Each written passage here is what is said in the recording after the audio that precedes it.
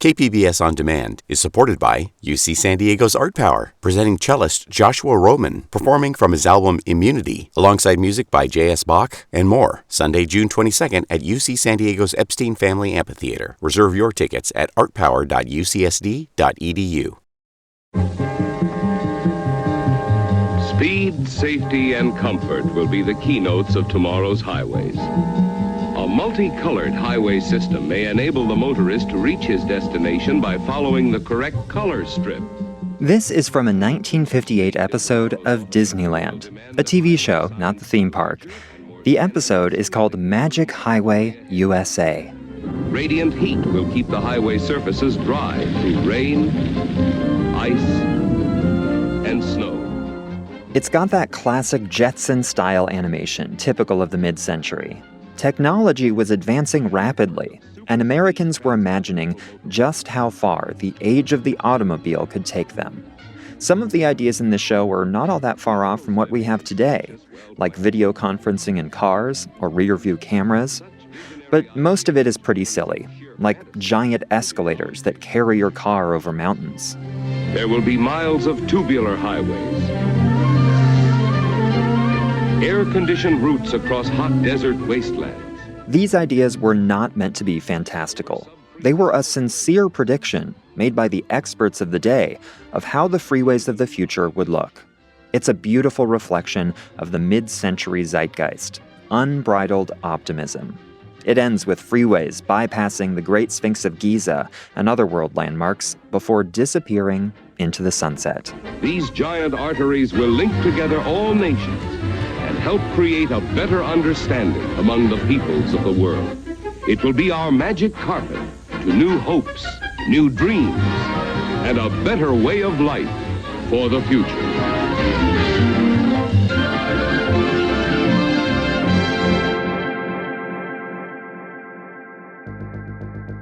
It's been 65 years since this episode of Disneyland first aired. So how much have freeways improved our quality of life? Americans are definitely more mobile. Our economy has grown immensely. A smaller percentage of the country lives in poverty. And all of that is thanks, in part, to the freeway. But in hindsight, it's easy to see the blind spots in Magic Highway USA.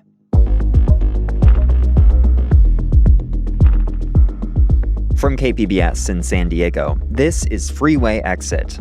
In this series, we're looking at how our relationship with the freeway has changed over time, and how it'll have to change in the future.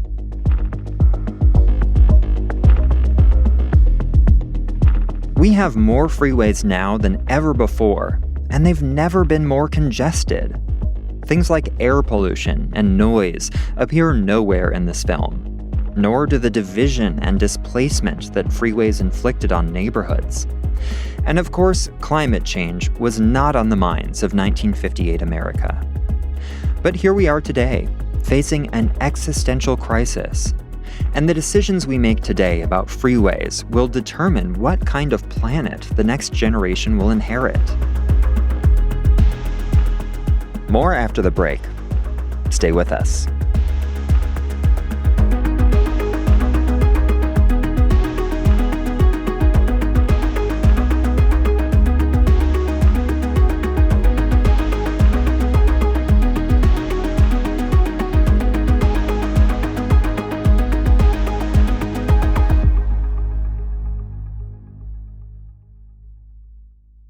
KPBS On Demand is supported by UC San Diego's Art Power, presenting cellist Joshua Roman, performing from his album Immunity, alongside music by J.S. Bach and more, Sunday, June 22nd at UC San Diego's Epstein Family Amphitheater. Reserve your tickets at artpower.ucsd.edu. To help me understand how we came to invest so much in the freeway. Hey, Andrew. Bruce, how are you? Good to see you. Good to see you Welcome. too. Thanks, yeah. I turned to a freeway expert. I'm Bruce Appleyard. I'm a associate professor of city planning and urban design at San Diego State University. I focus on the intersection between transportation, housing, and urban design. Bruce wears a silver beard and black horn-rimmed glasses. If you live near SDSU, you might see him riding his e-bike to campus. I get a little exercise, but it's not a really arduous experience. And if you attend one of his classes, you'll learn a lot about the interstate highway system. And when talking about that system, it's easy to get lost in superlatives. It's considered the biggest and most expensive public works project in American history, by a long shot. Here are a few more fun freeway facts. The amount of land the government seized for freeways would equal the size of Delaware. If you took all the concrete poured for the interstates, you could build a sidewalk the length of the Earth to the moon 5 times. And this isn't even counting the thousands of miles of state highways that supplement the interstate system.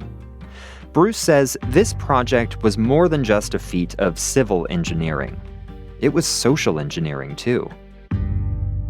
The reality is, the building of the interstate highway system, the development of the suburbs, the movement towards auto ownership are all part of a bigger social engineering experiment, probably one of the biggest ones that this country's ever taken, to move us towards automobile dependence.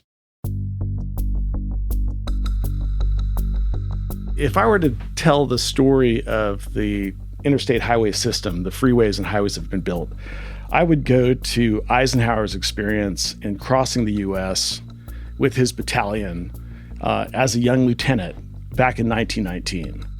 World War I had just ended 8 months prior. And the importance of a good road network for military readiness had never been clearer. So the Army organized the Transcontinental Motor Convoy. More than 80 vehicles and nearly 300 soldiers and officers departed Washington, D.C. on July 7th, 1919. They were headed for San Francisco. And the purpose wasn't to move people or equipment. It was to test the Army's mobility and to showcase to the country the sorry state of its roads. And it was a hard trip. They got bogged down in the Great Salt Flats. They had trouble getting up and down the mountains. In some cases, they had to pull the trucks by hand through the mire. The trip took 62 days. Excluding rest periods, the convoy averaged just 5 miles per hour. Eisenhower's memoir has a chapter about this journey. It's called Through Darkest America with Truck and Tank. Basically, I think that really left an impression with him, probably scarred him to some extent about the need for better roads in this country.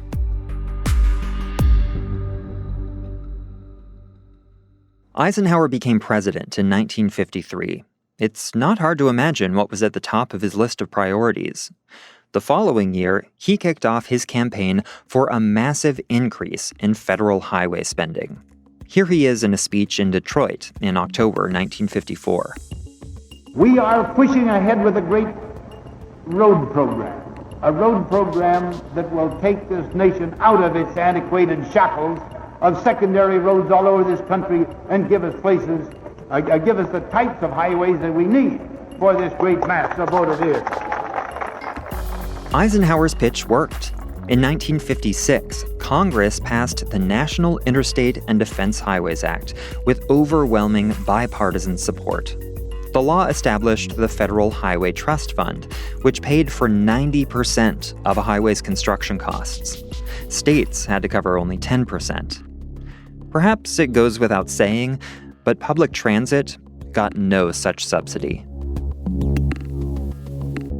So the vision for the interstate highway system clearly had military motivations. Bruce says that's probably one reason why San Diego, with its enormous military presence, got so much freeway money. But Eisenhower's vision for the interstate system wasn't what we ended up with. I think he might be rolling over in his grave somewhat to see the level of suburbanization that was caused by the freeways, by the number of commuters. I think he saw it more as a system to move freight, to move troops if necessary, but not something to be exploited for the personal gain of developers in the suburbs and also sort of the kind of deconcentrated melee that we see in suburban commuting. This isn't just Bruce's conjecture. Eisenhower said as much himself. In 1959, 3 years into the building of the interstates, Eisenhower held a meeting with urban planners who were showing him their plans for Washington, D.C.'s freeway network. And like the plans for pretty much every major city in the country, the lines on the maps were drawn right through neighborhoods. People would be evicted. Homes and businesses would be demolished. This was not what Eisenhower expected.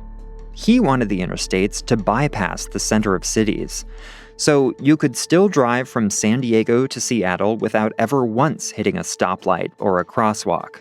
But the freeway would never take you right through downtown or any other densely populated neighborhoods. Others in the Eisenhower administration were also unhappy with the freeway program, but for a different reason: money. Building freeways through cities was extraordinarily expensive. And remember, the federal government was covering 90% of the bill. So the planners responsible for implementing the freeway network were mostly insulated from those costs. Eisenhower commissioned a study of the interstate program, and it made several recommendations: delete or reroute the freeways that went right through urban areas, and make some of the freeways toll roads to offset the cost to taxpayers. This report was presented to the president on April 6, 1960. According to the meeting's minutes, Eisenhower said running freeways through the congested parts of cities was entirely against his original concept and wishes. But he also said Congress seemed to want the urban freeways. They had been lobbied heavily by contractors who were making a killing off of all these freeway construction projects. And at this point, it wasn't even clear whether the White House had the legal authority to unilaterally reroute freeways or delete them from the network. Eisenhower had less than a year in office. He decided his hands were tied.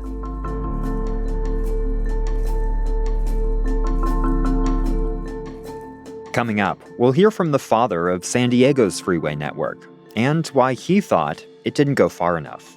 Stay tuned.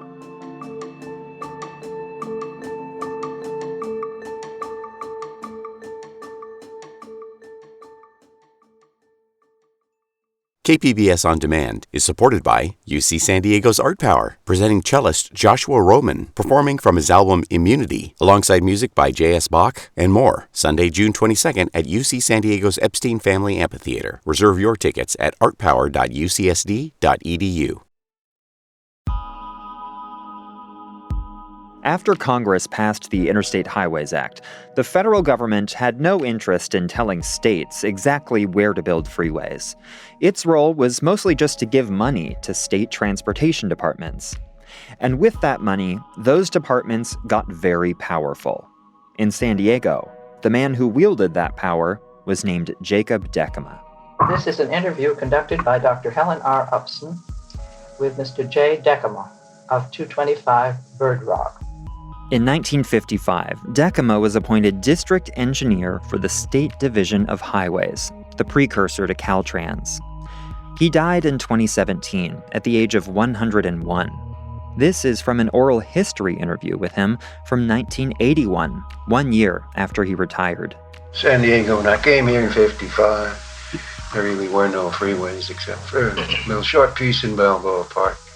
But during my career here in San Diego, I rebuilt every mile of freeway in the area except for a mile or two in Balboa Park. We just didn't dare touch the trees. Those 2 miles Dekema is referring to are the 163 through Balboa Park, where we started in episode 1. We'll talk more about why Dekema didn't touch this freeway in the next episode. For now, though, I'll just say he isn't being entirely honest. Anyway, in the history of San Diego freeways, Jacob Dekema is everywhere. He was the longest-serving Caltrans district director in the region's history. He was nicknamed Mr. Caltrans. His crowning achievement, Interstate 805, is named the Jacob Dekema Freeway. At Christmas, he would go around the office and shake all of his employees' hands. By all accounts, he was a likable guy and a dedicated public servant. He was also a firm believer in the old boy network. Used to be in the mid-50s and up into the 60s, but you could go talk to the mayor and the city manager and president of the Chamber of Commerce, and a few other individuals. Explain the program to them, get their general approval, and then go out and hold a public hearing, and everybody go along, and you'd go ahead and do whatever was necessary. It's not so simple anymore today. You've got, as I say, all these organizations and bureaucracies have been established, and they all can say no, and none of them has any responsibility for accomplishing anything. They don't gain anything by saying yes. They gain their publicity by obstructionist tactics. I get where Dekema's coming from here. It's a lot harder and more expensive to build infrastructure nowadays. And it's true, the checks and balances that he found so frustrating have been weaponized to block not just freeways, but public transit and affordable housing too. What's not clear to me is how much Dekema grappled with the social costs of his freeway building, the long-term public health impacts, or how his choices for where to build freeways hurt people of color a lot more than they hurt whites. The interviewer asks him why more freeways don't have linear parks along them, like the kind that we talked about in the last episode that Caltrans is building in Barrio Logan along I-5. We never had enough money to do what was absolutely essential, let alone put on the gold plate and develop linear parks along with the freeway. The funds for linear parks would have had to come from some other source, because we were saving too many lives with the money we were spending on freeways to justify diverting that money from saving lives into putting in greenery and shrubbery. Dekema was an engineer to his core. He saw his job as building infrastructure. Building neighborhoods was somebody else's job. And as you can hear, he saw freeways not just as conveniences, but lifesavers. When he started his career in the 30s, cars were getting more powerful and faster. Safety features like airbags and seatbelts were still a long way off. Traffic laws also weren't very sophisticated, and people just weren't very good at driving. Crashes were more frequent and a lot deadlier. So the design of the freeway, where you never deal with intersections and there's a barrier separating the two directions of traffic, those were major safety improvements. There's another interview with Dekema from a TV show in 1999. The host asks him why, after building so many freeways, San Diego still struggles with congestion. For one thing, the freeway system was never completed. Very significant pieces have been left out. So that makes the rest of the system break down. If only San Diego had built more freeways, right?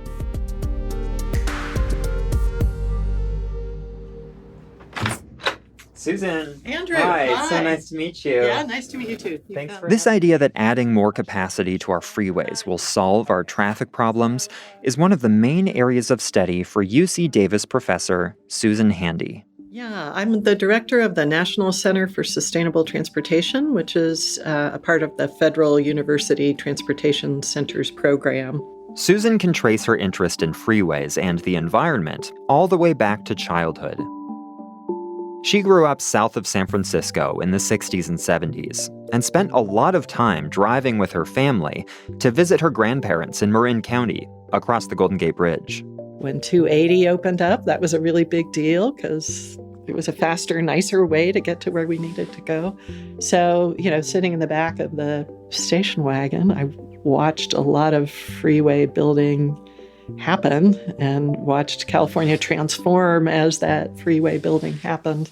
At the time, the transformation Susan was watching seemed pretty great. People were moving to California in droves, and freeways made it easier to get around, especially across long distances. But as she got older, she started to see the freeway's dark side. Freeways have meant more dispersed and lower density development, which is problematic from a sustainability standpoint because it makes it hard for any modes of transportation other than cars to really work. There was something else Susan noticed. When a new freeway opened, or an existing one was widened with more lanes, traffic moved faster at first. but the effect didn't last. Congestion always came back, sometimes worse than it was before.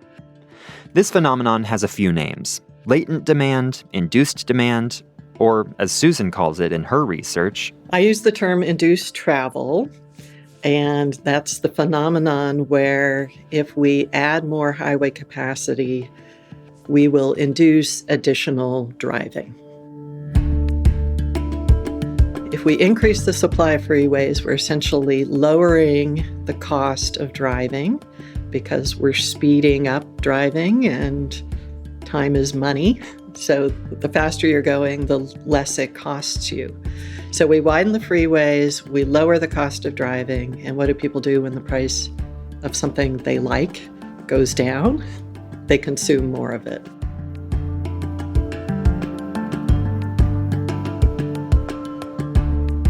If we widen the freeway and traffic speeds up, then people may shift their modes. They may shift from transit back to driving. They may shift their destinations. They may decide that, it won't take me that much longer to get to that store in the next town, and I like that store so much better than the one in my town, so I'm going to drive farther to be able to shop at that store. And they may make trips that they wouldn't have otherwise made now that it's gotten easier to drive. The concept of induced travel has been around since the 1920s, but it wasn't until the 90s that academics actually proved its existence with empirical research. Susan says it's been both amusing and frustrating watching engineers and politicians, Republicans and Democrats, ignore the effects of induced travel over and over again, and continue to push freeway widenings as a solution to congestion, at a time when California's official policy is to reduce driving, not to encourage it. Just a few miles from Susan's home in Davis, there's a project to widen Interstate 80. And her congressman, John Garamendi, a progressive Democrat and a co-sponsor of the Green New Deal, is a big supporter. I've gotten several of his email newsletters that talk about, look, we got all this funding for widening I-80. This is going to be wonderful. This is going to fix the traffic problem. And on the surface, yeah, it kind of makes sense. I think most of the public probably believes that. But we know better by now. As I've been looking into the history of the mid-century freeway boom, something has become very clear. There have always been people who knew better. People who were never fooled by the futuristic autopia envisioned in that Disney episode, or the promises that new or wider freeways would fix our traffic problems. Next time on Freeway Exit, we'll talk about what happened when those people fought back. They did everything they were supposed to do, but they were losing their homes and they were losing their memories. I go and talk with them and try to convince them you have rights.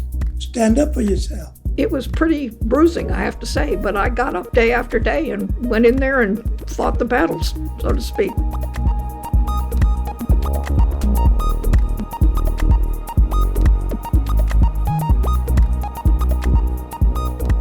Freeway Exit is produced by me, Andrew Bowen, and edited by David Washburn with support from Claire Tregeser and Elizabeth Hames. Mix and sound design by Emily Jankowski. If you like this podcast and want to spread the word, tell your friends about it. You can also help more people find it by leaving us a rating and review. And you can support this work by making a donation at kpbs.org. Thanks for listening.